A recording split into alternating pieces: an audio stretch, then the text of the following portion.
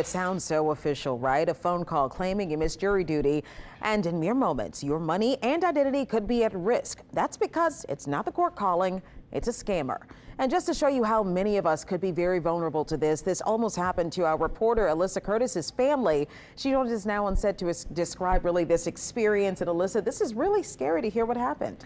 Yeah, it can, like you mentioned, it can happen in mere moments, and thousands of people every year are falling victim to these. Thankfully, my mom knew not to give up information over the phone. Hi, Mom. Hey, Alyssa. My mom and I live about 1,000 miles away from each other, me in New Orleans, her in South Florida. So when she got a call from a 504 number, she picked up. The person on the other line claimed to be a lieutenant from the New Orleans Police Department. Just panic. I was so scared. My heart was racing. Finally, the person on the other line said they needed to speak with me regarding jury duty, but it wasn't the New Orleans Police Department. After hanging up and getting in touch with me, it clicked. I knew it was a scam. Thankfully, she hung up before they could scam her. But according to the United States Court's website and a March press release from the Orleans Criminal District Court, these scammers try to request payment from people who they claim missed jury duty. They can also ask for confidential data that could lead to identity theft. They're absolutely truly looking at you, your contacts. Cybersecurity professor at Tulane, Joshua Copeland, says these scams are becoming increasingly advanced, especially in the age of AI. Your Facebook, your Instagram, your TikTok, all those things provide a plethora of information they can use to really target you.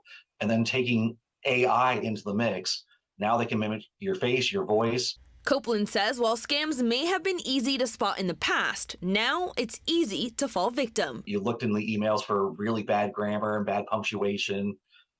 That doesn't happen anymore. He says now pay attention to things like urgency and payment requests. Be skeptical and ask to call them back. While my mom was skeptical, she worries for others like my grandparents who may not know the difference. If my father gets a phone call like that, it's very likely he will have a heart attack. This time, it was just a scare, but a good reminder, if something feels off, hang up.